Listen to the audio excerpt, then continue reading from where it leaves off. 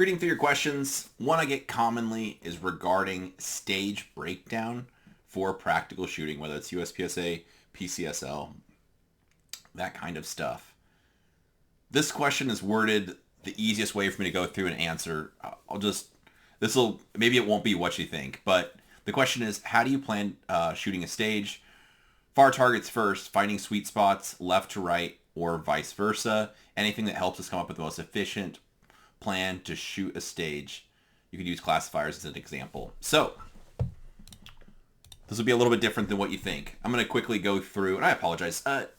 There's a smaller percentage of people that watch the channel that are into competition shooting. So, I want to make some content to help the people shooting practical shooting, but the largest portion are people that just want to be fast and accurate. So, the bulk of what I do is just fast and accurate stuff because it applies for kind of all walks of life, firearm related, so to speak. But anyway, this is a good question to answer for USPSA or competition specific stuff. So I'll give you a quick hot take on breaking down a stage. First thing, look at the stage description and see how many rounds total it is.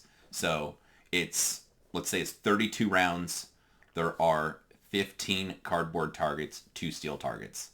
What the first thing to do is walk through, make sure you understand where all the targets are. Some of them you will likely be able to see from more than one spot, so make sure you're not double engaging one and missing another. This is commonly a thing that happens. One will be partially hidden behind a barrel, or maybe you just have to stand at one spot to see it.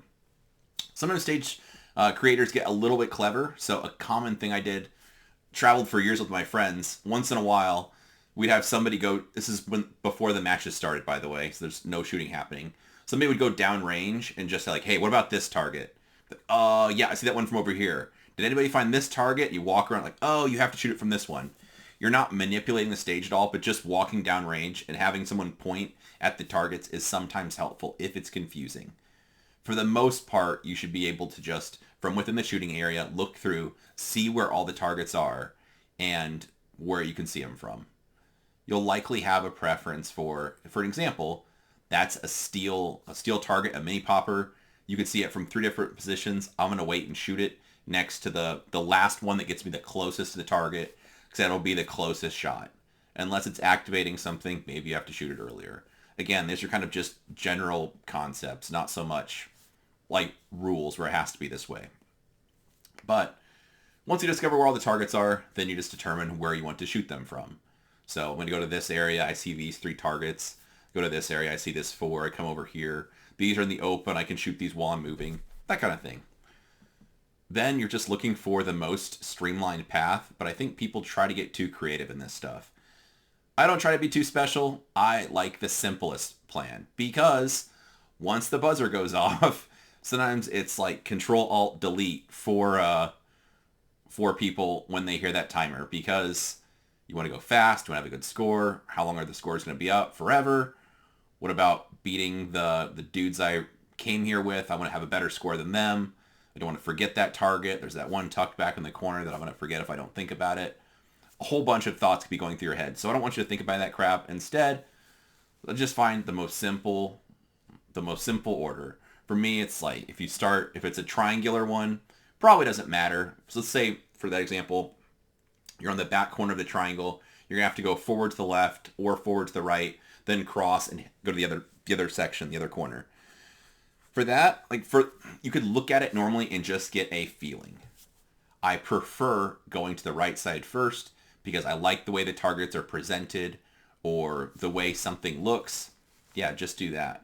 For the most part, any of this stuff, the execution is going to be more important than the plan unless your plan is totally dumb.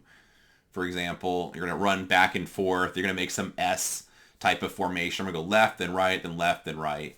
As long as it's reasonable, maybe at the very highest levels, the nuances matter. But for most people, just get a simple plan that's easy to do. As far as shooting targets, so let's say you have 4 targets, and for the example, I'll say it's far. So 4 targets left to right, 1, 2, 3, 4. Target 1's far, target 2's near, target 3's far, target 4's near. Some people have a preference where they want to shoot targets 1 and 3, so far, far, then near, near, or they want to always come in on the near target, so I'm going to wait and get in deeper in the position or something where I can see the right one first, so I can start on the close target. I don't want to start on the far target, or I want to go whatever. I would just, for the most part, it's just left to right or right to left. I don't like switching back and forth and going far, far, then near, near, or crisscrossing, trying to do anything goofy. Just, if I have a preference, it's just left to right. Because the far target, for that example, yes, you might have to stop more before you start shooting the far target. But then if you're shooting left to right on the right target, you're going to have a close target that you could already be shifting your feet or kind of rolling your shoulders to lean out on while you're hitting that target. So maybe it takes you longer to set up, but you can shoot while leaving the position. So again, for most people, up to, let's say, anything short of maybe GMs, for everything else, M class and under, just pick the easiest way to see the targets where it's not confusing. You can remember it. You know where everything's at. And then the last thing I worry about is just reloads for capacity. If you're shooting a high capacity division, which most people are with a dot, then it's just, you're probably going to have to do one mag change during the stage. And I pick the longest run, or the part where it's the most movement, to do the magazine change if you have the option. Somewhere in the middle, just because you have more time to get it done and it's not as tight.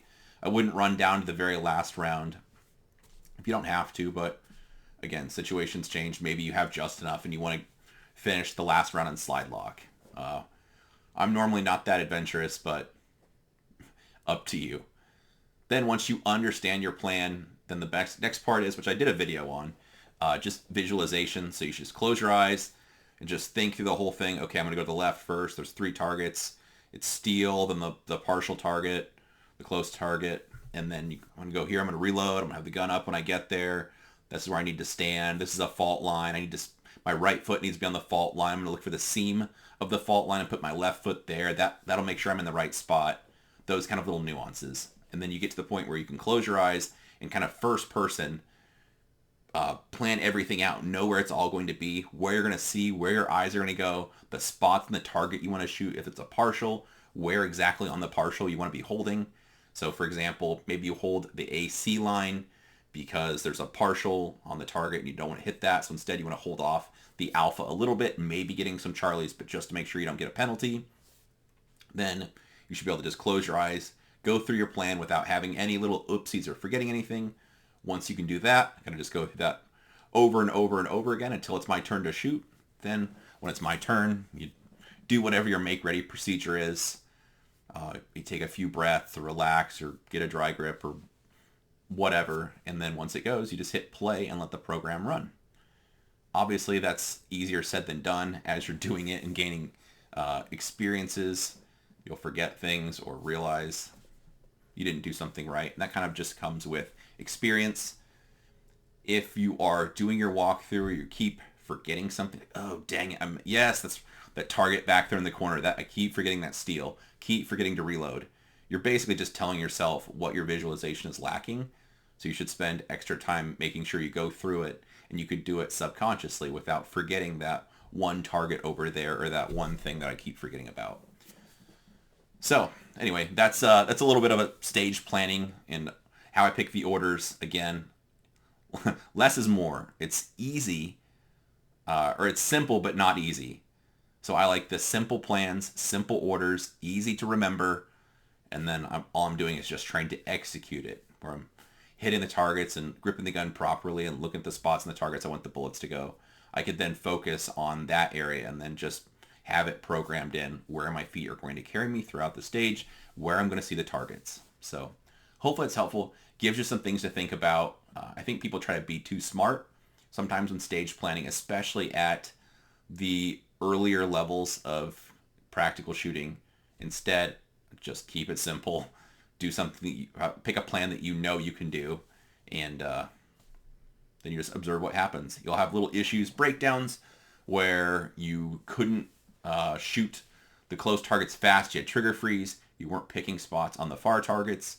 Then you just take those little observations back to your training, dry and live fire. Work on those issues that that's tendencies or bad habits you have, and you work towards not having those be a bad habit. And that's kind of the beauty of practical shooting, is it gives you a way to direct your attention towards a competition, and then whatever you take away with that is just areas to keep working on your training. So it's good at giving you direction. You also gain a bit of awareness for, let's say you had a plan where there's 3 targets at 20 yards and you're going to shoot them all while moving because it'll save time and you're pretty sure you can do it.